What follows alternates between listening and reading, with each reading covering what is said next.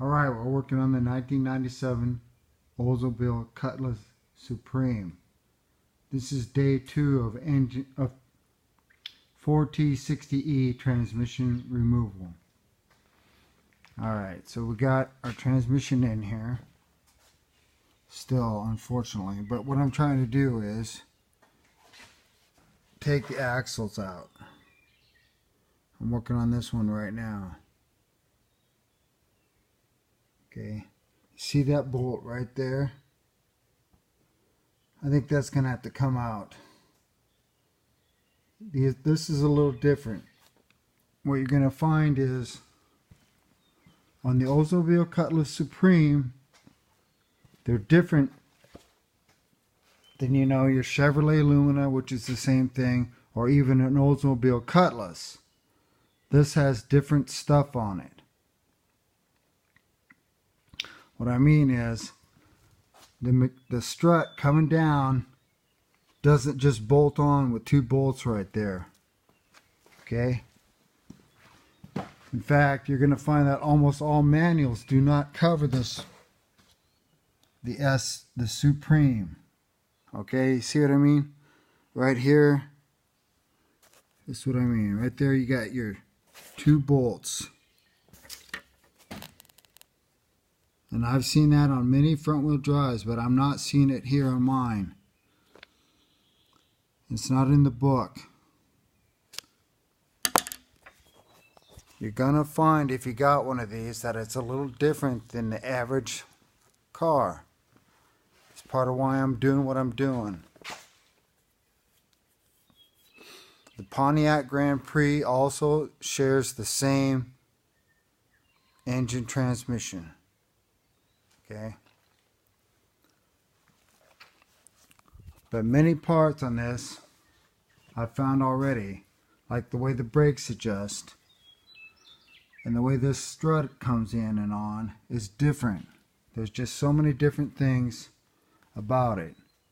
So I just tapped on, I did just tap on this with the hammer to loosen it. Okay, I got my nut on there to protect the threads. But I do believe that once I get this off, we got to take that off first, which I've been working on that, getting them cracked loose. Okay, that takes a T60 socket. Of course, you know these are 19 millimeter. I'm using my 1 7/16 here to get it loose. That's why when I was thinking about doing this, it looks like it'd be a great time to just go ahead and take off 3 more bolts and replace the strut while you're at it. Again, this is probably the same struts that have been on the car since 1997. I haven't looked at the price of those, but soon I will. There's going to be a lot of stuff that gets changed. Starter, you know, your belts, hoses, when this all goes back together. So it will be a new car. And it's going to ride like one and drive like one. I expect to get performance increase. But I'm just going to run, everything is going to be a little bit better than stock.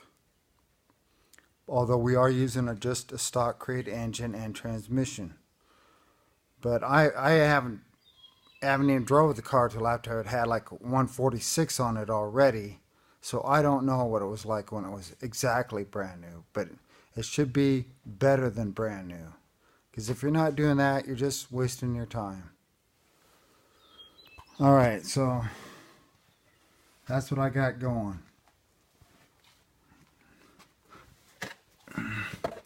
So you can see the backside of one of those nuts that hold that strut in place right there. I believe there's 4 of them.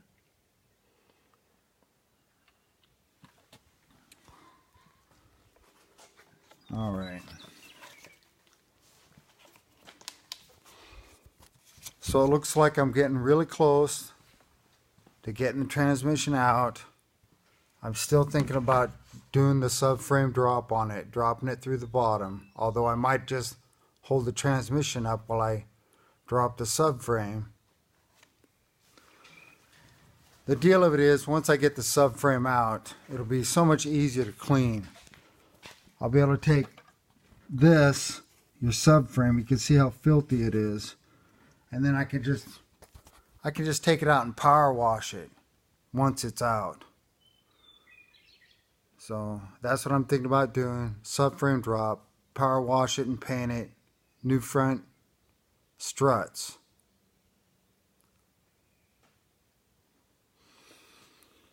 Alright, that's it from John Rudy at Rudy Racing.